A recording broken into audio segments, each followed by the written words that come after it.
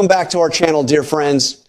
We have spent decades together watching the triumphs, tragedies, and incredible resilience of our beloved characters. And today, we have some truly explosive developments to unpack that will surely leave us all breathless. For those of us who have been watching General Hospital since the golden days, the coffee warehouse has always stood as a profound symbol of Sonny Corinthos and his sprawling empire.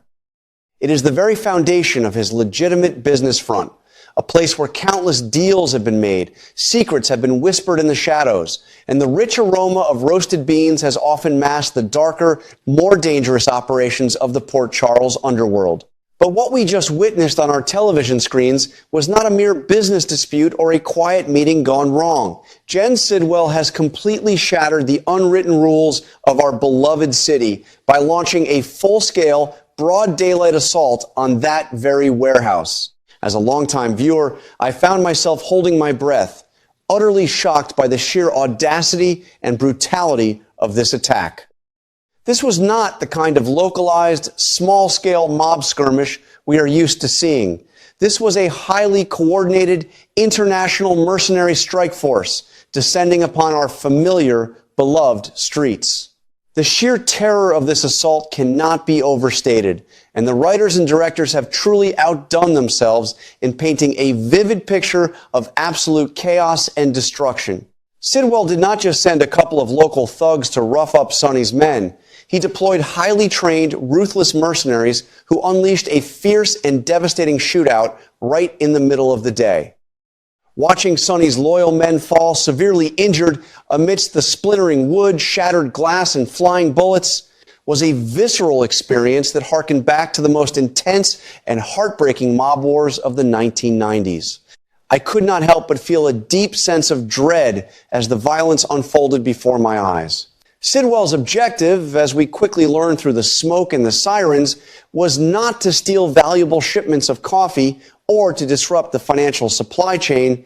His goal was far more sinister, deeply personal, and entirely psychological. He wanted to leave a bloody, unmistakable message that challenges the very core of Sonny's power and authority in Port Charles. This bloody message left behind in the wreckage of the warehouse is a masterclass in psychological warfare. Sidwell is demonstrating with chilling clarity that he is not intimidated by the legendary name of Corinthos. By striking in broad daylight when the city is awake and watching, he is telling Sonny and the entire population of Port Charles that there is nowhere safe to hide, no sanctuary that cannot be breached by his forces. As a television critic who has analyzed this show for years, I have to applaud the sheer menace that Jen Sidwell brings to the screen. We have seen many villains come and go over the decades, from the cunning manipulations of the Cassadine family to the terrifying, obsessive madness of Ryan Chamberlain. But Sidwell operates with a cold, calculated international precision that feels entirely modern and uniquely terrifying. He is systematically dismantling the myth of Sonny's invulnerability, tearing down the invisible walls of protection that have kept our favorite mob boss relatively safe for so many years. The immediate fallout of this brazen attack is economically and socially devastating for Sonny, creating a fascinating shift in the power dynamics of the city. We are watching a master manipulator at work as Sidwell's actions are perfectly designed to isolate Sonny from his crucial business partners and allies. Fear is a profoundly powerful motivator, and as we see these long-standing associates turning their backs on Sonny to avoid being caught in the deadly crossfire, my heart truly aches for the deep isolation he is experiencing. Sonny has always relied on a vast network of loyalty, mutual benefit, and respect. But Sidwell is effectively poisoning that well. The isolation is palpable through the screen, and Maurice Benard is delivering a wonderfully nuanced performance of a man who is watching his life's work crumble from the edges inward. It makes us wonder, how long can a king hold his throne when his subjects are fleeing in terror and his fortress is under constant siege? But the emotional toll of this violence extends far beyond Sonny Corinthos, and this is where the storyline truly grips my heart and refuses to let go. Let us talk about dear Lucas Jones, our sweet Lucas, who has always been one of the strongest moral compasses of this turbulent family, is currently drowning in a suffocating sea of agonizing guilt. We know from recent events, Lucas took a massive, uncharacteristic risk by breaking into Sidwell's safe at Windermere and stealing those blackmail photos and negatives to protect his loved ones. At the time, it felt like a heroic, necessary act of defiance. We cheered for his bravery. But now, seeing the bloody, devastating consequences of the warehouse attack, Lucas is entirely convinced that his theft is the direct catalyst for this horrific mercenary retaliation. The psychological burden he is carrying is immense, and watching him struggle with the horrifying thought that he has the blood of Sonny's men on his hands is truly heartbreaking to witness. Lucas is a healer by nature and by his chosen profession. He took a sacred oath to save lives, to comfort the sick, and to do no harm. To see him thrust so violently into the center of a ruthless mob war, feeling personally responsible for the agonizing injuries of those men, adds a layer of profound, tragic irony to the narrative. I find myself wanting to reach right through the television screen and comfort him, to gently tell him that Sidwell's evil is his own, and that Lucas was only trying to protect the people he loves from a monster. The writers are brilliantly exploring the collateral damage of living adjacent to the Corinthos family. Even when you try to do the right thing, the dark undertow of violence can pull you under.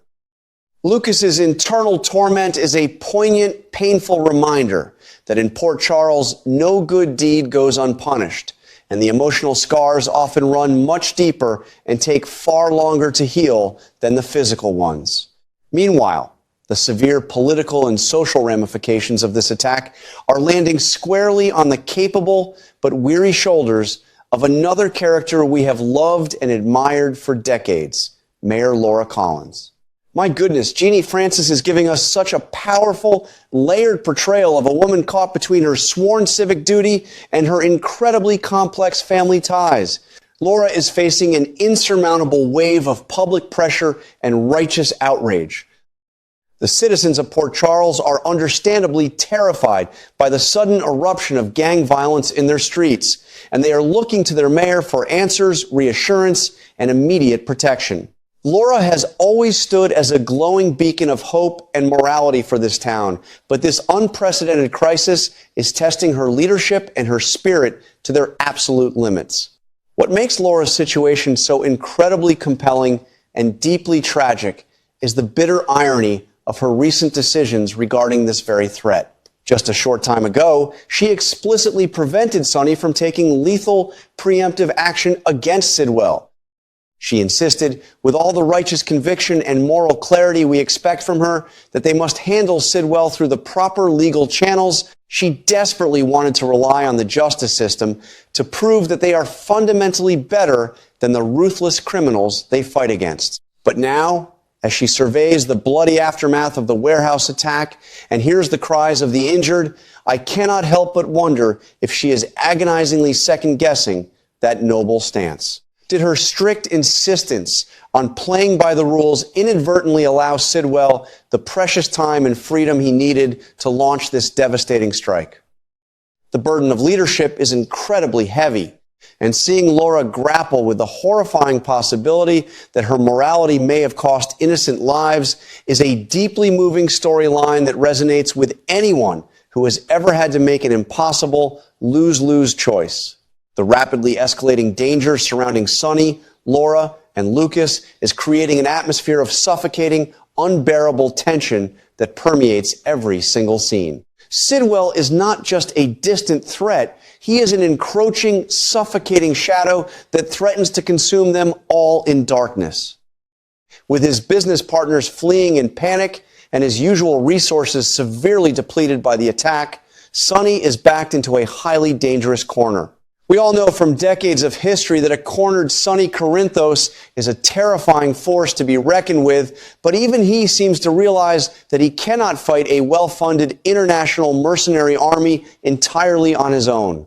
The narrative has brilliantly and methodically set the stage for Sonny to seek out an unexpected, perhaps even unthinkable alliance. It is a desperate move for a desperate time, and it highlights just how completely and thoroughly Sidwell has disrupted the established order of our beloved city. I have spent hours pondering who this unexpected alliance might involve, and the sheer necessity of it speaks volumes about the absolute gravity of the situation. Sonny has spent a lifetime building impenetrable walls, trusting only his inner circle and relying on a very select few to watch his back. To see him forced to reach across the aisle, perhaps to a former bitter rival, a government agency, or a shadowy figure he would normally avoid at all costs, is a testament to the brilliant, suspenseful pacing of this current storyline.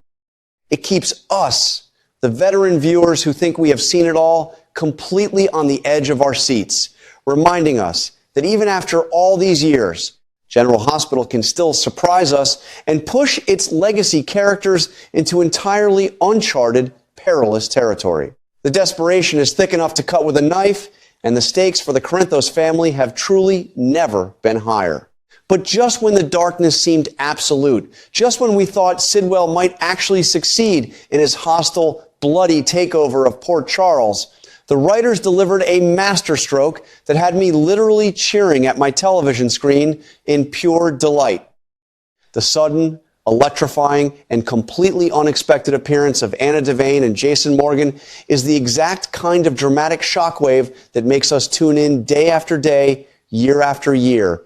Their arrival on the chaotic scene completely shifts the dynamic of this war, injecting a massive, much-needed dose of hope and adrenaline into a narrative that was rapidly becoming steeped in despair and defeat. Let us take a moment to deeply appreciate the sheer monumental impact of Jason Morgan stepping back into the fray at this exact moment. Jason is not just Sonny's enforcer, he is the legendary, stoic protector of this family. A man whose very presence commands instant respect and instills paralyzing fear in the hearts of his enemies. Seeing Jason silently assess the smoldering wreckage of the coffee warehouse, his eyes cold, calculating, and filled with a quiet, lethal promise, brings a profound sense of comfort to those of us who have followed his incredible journey. Jason intimately understands the brutal language of violence that Sidwell is speaking. But unlike Sidwell's hired guns, Jason fights with a deeply ingrained sense of loyalty, purpose, and love for his family. His intervention clearly signals that the days of Sidwell operating unchecked and unchallenged are officially over,